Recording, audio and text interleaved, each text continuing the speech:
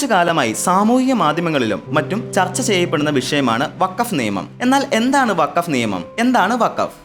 ഇതിന്റെ ഒരു ചരിത്രം പരിശോധിക്കുകയാണെങ്കിൽ ഡൽഹി സുൽത്താനേറ്റിന്റെ കാലം മുതലേ വഖഫ് എന്ന് പറയുന്ന ഈ ആചാരം പല സ്ഥലങ്ങളിലായി നിലനിൽക്കുന്നുണ്ട്. ഇസ്ലാമിക വിശ്വാസപ്രകാരം ഏതൊരു വ്യക്തിക്കും അയാളുടെ സ്വത്തുക്കൾ ദൈവത്തിന് അല്ലെങ്കിൽ മതപരമായ, ഭക്തിപരമായ, അതുമല്ലെങ്കിൽ ജീവകാരുണ്യ പ്രവർത്തനങ്ങൾക്കായും സമർപ്പിക്കാൻ സാധിക്കുന്നതിനെയാണ് വഖഫ് എന്ന് പറയുന്നത്. കൂടാതെ ഒരു തവണ ദാനം ചെയ്തത് പിന്നീട് തിരിച്ചെടുക്കാനോ അല്ലെങ്കിൽ മതപരമായ ജീവകാരുണ്യ പ്രവർത്തനങ്ങൾക്കല്ലാതെയോ ഇത് ഉപയോഗിക്കാൻ സാധിക്കുന്നതല്ല. എന്നാൽ ഇതുമായി ബന്ധപ്പെട്ട് 1923 ബ്രിട്ടീഷുകാരാണ് ആദ്യമായി ഒരു നിയമം കൊണ്ടുവരുന്നത്. വഖഫിന്റെ അണ്ടറിലുള്ള എല്ലാ പ്രോപ്പർട്ടീസും റെഗുലേറ്റ് ചെയ്യുവാൻ വേണ്ടിയിട്ടാണ് അവരിങ്ങനെ ഒരു നിയമം കൊണ്ടുവരുന്നത്. അതിനെ ദ മുസൽമാൻ വഖഫ് ആക്ട് എന്ന് വിളിക്കുന്നു. എന്നാൽ ഇതിനുശേഷം 1954 സെൻട്രൽ വഖഫ് ആക്ട് നിലവിൽ വരുന്നത് കാണാം. അതിൻ പ്രകാരം കേന്ദ്രത്തിലും സംസ്ഥാന തലത്തിലും വഖഫ് സ്വത്തുക്കളെ മാനേജ് ചെയ്യാൻ നിയമപരമായ അല്ലെങ്കിൽ സ്റ്റാറ്റ്യൂട്ടറി ബോഡീസ്, അതായത് സെൻട്രൽ വഖഫ് ബോർഡ്, സ്റ്റേറ്റ് വഖഫ് ബോർഡ് നിലവിൽ വരുന്നു. പിന്നീട് 1995 2013 ഭേദഗതികൾ വരുന്നുണ്ട്. ഇതെല്ലാം വഖഫ് ബോർഡുകളുടെ കീഴിലുള്ള പ്രോപ്പർട്ടീസുകളെ മാനേജ് ചെയ്യുവാനും അത് റെഗുലേറ്റ് ചെയ്യുവാനുമാണ്. ഇന്ത്യയിൽ ഏകദേശം 30ഓളം വഖഫ് ബോർഡുകൾ ഉണ്ട്.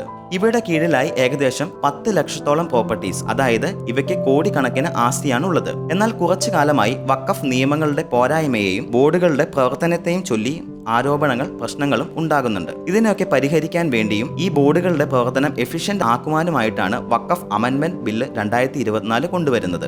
എന്നാൽ ഈ ഭേദഗതിയിലെ ചില വഖഫ് നിയമമാറ്റങ്ങൾ, അതായത് verbal agreement, section 3R, Waqf by use, land survey ചെയ്യുന്ന രീതികളെ ചൊല്ലിയുമാണ് തർക്കങ്ങൾ ഉണ്ടാകുന്നത്. ഏറ്റവും പ്രധാനമായും സെക്ഷൻ 40 കുറച്ച് അധികാരങ്ങൾ കേന്ദ്രം എടുത്തു മാറ്റിയതും നോൺ മുസ്ലിംസിനെ ഈ ഒരു ബോർഡിലേക്ക് അംഗത്വം കൊടുക്കുന്നതും ചൊല്ലിയുമാണ് ഏറ്റവും പ്രശ്നങ്ങൾ നിലനിൽക്കുന്നത്. കൃത്യമായി പറയുകയാണെങ്കിൽ ഏകദേശം 50ഓളം മാറ്റങ്ങളാണ് ഈ ഭേദഗതിയിൽ വരുന്നത്. ഇത് തന്നെയാണ് എതിർപ്പിന് കാരണമാകുന്നതും. കൂടാതെ പഴയതും പുതിയതുമായ ഈ നിയമങ്ങളുടെ ആധിക്യം ജനങ്ങളെ സാരമായി ബാധിക്കുന്നുണ്ട്. അവരുടെ വാസസ്ഥലങ്ങളെയും ഇത് ബാധിക്കുന്നു. ഇതുകൊണ്ട് തന്നെ ജനങ്ങൾ ഈ കാര്യങ്ങൾക്ക് പല വ്യാഖ്യാനങ്ങളാണ് നൽകുന്നത്. ഭേദഗതികളും ചർച്ചകളും നിലനിൽക്കുന്നതിനാൽ തന്നെ ഈ നിയമത്തിന്റെ ഭാവി എന്താകുമെന്ന് പറയാൻ സാധിക്കുകയില്ല.